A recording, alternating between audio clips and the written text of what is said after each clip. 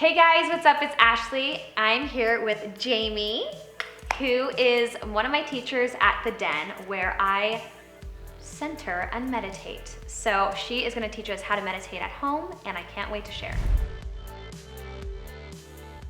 I know I've told you guys before, but I love to meditate every morning. I try to meditate at night as well. It's my favorite thing. It makes me feel centered. And I came across the Den just like with some friends, and it's one of my favorite places. It's just like a sanctuary, and Jamie is such an amazing teacher. She has like the best smile.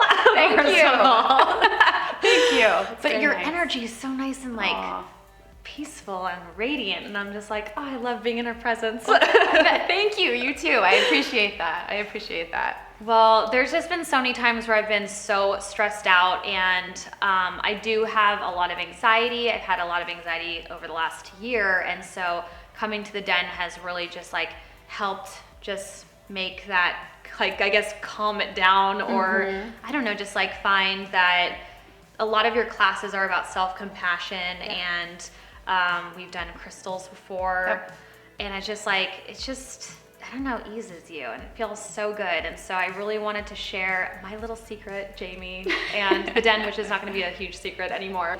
Why did you get started doing this job? Similar to you. I grew up ton of anxiety, panic attacks through college, same thing. And I was like, what can I do to help myself get through this?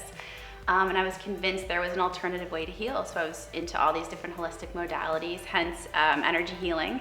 I ended up becoming a Reiki master, getting into crystals and all sorts of wonderful things, meditation. Just to kind of, when you were talking, it made me think about, it just gives us a place to allow the energy to process. Yeah. Because a lot of times we don't know what to do with our feelings, and when we're running around in this crazy modern world, we don't let the energy process. So it creates this feeling of anxiety. And when we sit and when we quiet ourselves, we're not running from it, we're not resisting it anymore, so it can move. For me, just in stressful situations, like I've lost my grandfather over the last year, and that was just really hard and stressful, but the minute that like I meditated, I was just really able to just like calm my nerves, and I'm very in tune with energies, and I think you know that, obviously. And it was just like, I can be in a room and I can feel someone's energy, and I didn't know that. I've had people tell me, like, just so you know, you're actually hanging on to someone else's energy. It's not even your energy, and to like release. And so we did like Reiki, which was really fun. But I think it was on the crystal class when you put crystals and we meditated, that I just had this moment where I was like, oh my gosh, I felt like I was spinning. And I was just like, I thought I was gonna pass out or something. And I had asked Jamie, I was like, is that normal? She's like, okay. Yeah. She's like, you're really in tune with your energy. But it just felt so like, I felt like I went to the fourth dimension or something after that class. I was like, called my sister, and she was like, are you okay to drive? Because I was like so zenned out. It was amazing. Well, Reiki sometimes, so Reiki's energy healing. Yes, tell them, because I honestly didn't explain it's fine. The definition is divine universal life force energy. So we're channeling a higher intelligent energy, whatever name you want to call it, to release any energies that aren't in alignment with you, and then to call back into alignment loving energies. So those of us that are really sensitive humans, also called empathic, I was like, hey, has anybody told you this before? We feel other people's emotions. A lot of artists are a lot of creative types. It's a gift because we're creative because we feel so much. But we also, when we have energetic exchanges with people, we feel their stuff too.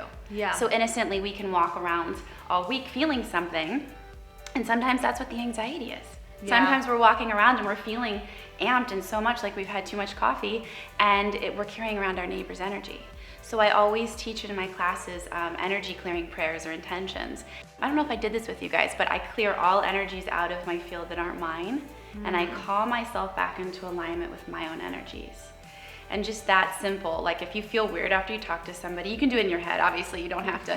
One time I had a client literally say, I went into work and I told her, you can have your energy back. And he's like, no, don't do that. If I'm at a business meeting, I'm like, I'm gonna clear my energy from you. Yeah, don't. In the head. So you're just setting amazing. the intention, like, not my stuff, not my story, your stuff. I want to just be in alignment with my stuff. So that simple thing can literally change your day. I just do it. I remember to do it in the morning. You can do it. Think about it when you eat your meals. So breakfast, lunch, and dinner. That's just amazing. I get rid of anything I might have clear picked that. up that's mine, and I come back into alignment with my own light. Yeah. That's so cool. Yeah. I don't know if you guys meditate out there, and I'm sure some of you do, but I'm sure some of you guys think it's like hippity dippity or whatever. Like, and listen, I'm not like a hippie or anything, and we're not bohemian. I mean, I like love bohemian outfits, but I'm telling you, this stuff, like for me specifically, if you have like, you know, any type of like anxiety or stress, just like in just work or school, or just like want to get rid of that, I just feel like meditation is just so important. It's taught me to respond versus react, because I used to be very reactionary, and I used to just kind of be like, take things personally and just react off of people. And now when I meditate, especially if I haven't meditated in a while, I can go back into that, like go back into that mode. But when you meditate, you're just able to be fully aware of what is happening, and you're just like able to respond versus react. Awareness is the key to me to life. It's like, when we're not aware, we're living in the mind, we're living in the ego, and it looks like this big scary world. I always kind of give the analogy, it's like we're grass swaying in the wind, and our emotions are taking us all over the place. And then when we meditate, or we find these amazing practices that pull us back to our center, we're the tree, we're grounded, and then life, which is the leaves and the wind and the storms, can happen around us. Yeah. But you're just, okay, I'm just gonna watch that, and then I can respond from a place of higher wisdom. Yeah. Because we all have that place of wisdom within ourselves where we're connected to our true nature, our natural peace. But no one tells us that when we're kids. Yeah. You know, and so through meditation, we find that like, oh wait, this quietness, this love, this sense of well-being inside, that's actually me. Yeah. That's my true nature, and the rest is a story that's been created. I think self-love is just so important, you know, and I think that it's interesting kind of like the world we live in with social media, and, you know, kind of how like hurtful comments from anybody on social media can like really affect you. And I feel there has to be an outlet for people in school, for people who aren't in school, for people who just deal with that on a regular basis, like who are being bullied or anything. I feel like maybe having an outlet where they're just able to meditate. Look at children. When we're born, when we're not thinking about stuff, we just are in a state of love. That's our nature. And so then we have a whole bunch of thought compiled on top of that. Thoughts about, I'm not good enough, I'm not pretty enough, I'm not skinny enough. All of these awful things from the media that are just projected at us all the time. So innocently, we feel our own thinking. And when we realize we feel our own thinking, we have a thought of, I'm not good enough, or I'm not pretty enough to date that person, or whatever it is that we're thinking. We feel our own thought in our body, so it feels awful, not compassionate at all. And then we believe that to be true, but innocently we're creating that ourselves. No one is telling us we're not pretty enough, we're not skinny enough. What if we could kind of see it like, oh wow, I already love myself, the rest is the illusion, the rest is the story. And then we can wake up to our magnificence. It's a hard thing to see past if we've had all of these self-deprecating thoughts our whole life. But what if we just saw them as thoughts? And that there's a whole nother component to our lives that maybe we're just not seeing that is very real and very true. So that's the premise of what I like to explore and talk about in class. Yeah, I love that. I mean, it was one of the like biggest lessons, I mean, for me growing up was just, I had been like, and it's just like so cliche, but like I had been in some tough relationships, and I just was like, oh my gosh, I have to be this way, I have to be perfect, and like, you know, like I'm not pretty enough, or I'm not this enough. And then I was just like, it wasn't until I was like allowing, you know, an ex-boyfriend of mine to treat me a certain way for so long, and I was like okay with that. And it wasn't until like I literally looked in the mirror and I was just like, oh my gosh, I love myself way too much to let someone else do this to me. Like that's not okay. And I knew in the back of my mind, I was like, I know I'm like a good person. I know I'm a good girlfriend. So it's like the guy that is meant to be with me is out there. But it's like you have to literally love yourself before you can love someone else. And it took me years, like obviously years.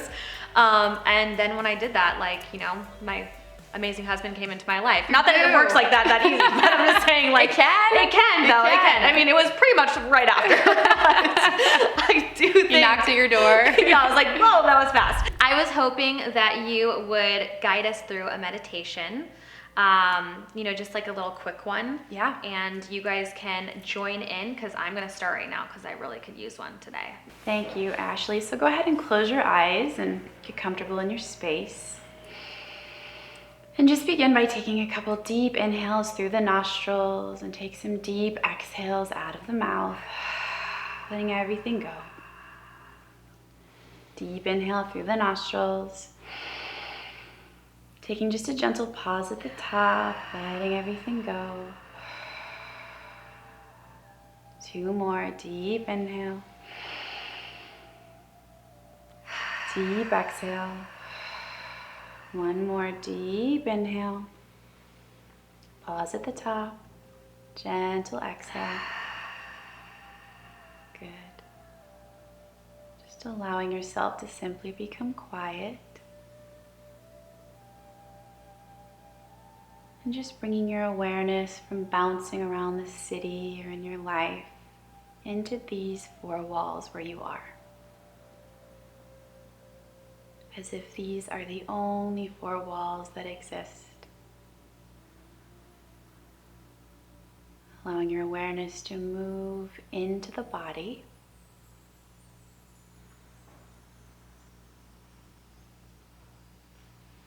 And allowing your awareness now to move into the spaciousness of the mind.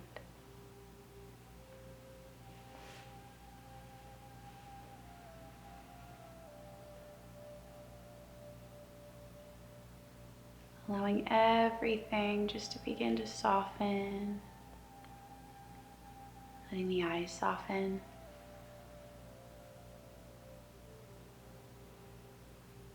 Feeling the heart begin to soften.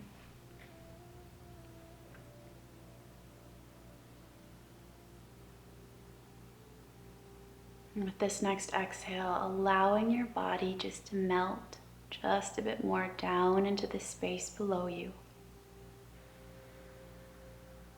Feeling as though the ground is fully holding your body, completely supporting your bones so you can just let go. Give yourself over to this process.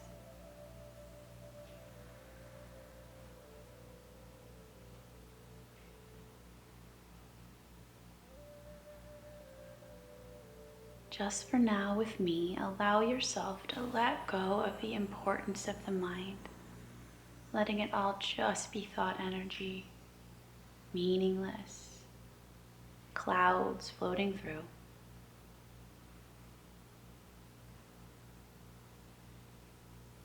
And just because you choose to, you feel yourself leaning away from the mind.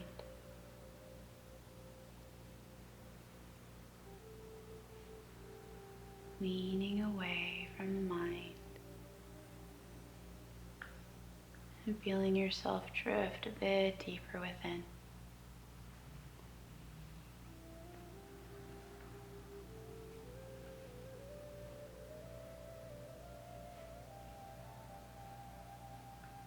Letting go of needing to do anything at all here.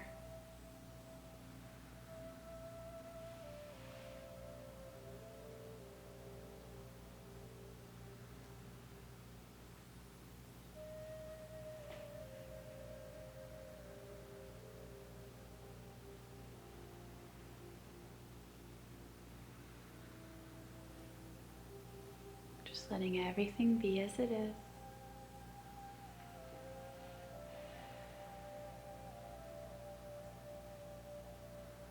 Thoughts arise, just lean away.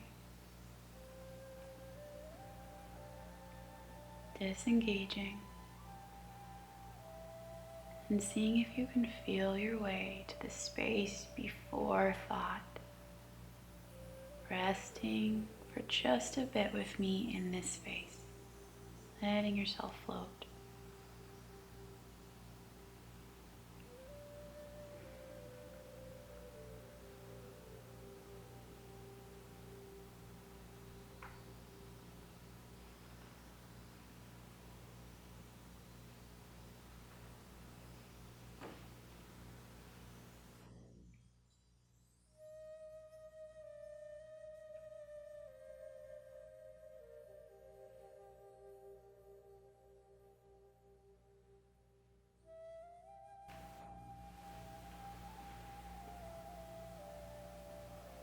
Simply beginning to bring an awareness to the space below you. Feeling the connection between the bottom half of your body and the cushion.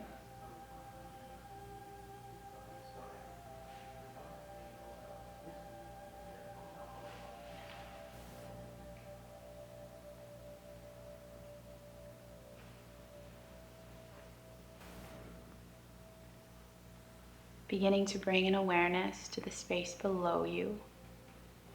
Feeling that connection between the bottom half of the body and where you're seated.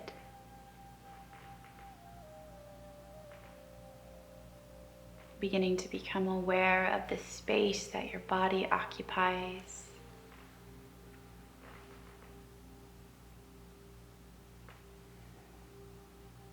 Staying soft with your heart. Placing yourself behind your eyes. Feeling yourself inside of your own body, connected to that space below you. Beginning to notice the sounds around you in all directions. And as you're ready, beginning to bring a bit of a deeper inhale in through the nostrils once more. Filling those lungs up, pausing at the top, and gently releasing the exhale with an open mouth. Letting everything go, becoming more aware of your presence here. Deep inhale. Easy exhale. One more, back to the room. Deep inhale. Gentle exhale. Beginning to wiggle those toes and fingers and taking this last moment just to stretch or move any parts of your body that feel like they wish to move. And in your own time, whenever you're ready, you can open your eyes to the room. I feel renewed. All right, guys, I hope you had so much fun. Thank you, Jamie, so much for doing this. This means so much to me. You're welcome. It was such a blast. Well, I hope you guys had so much fun, and if you like this video, give me a thumbs up, comment below on other questions you have about meditation, and subscribe.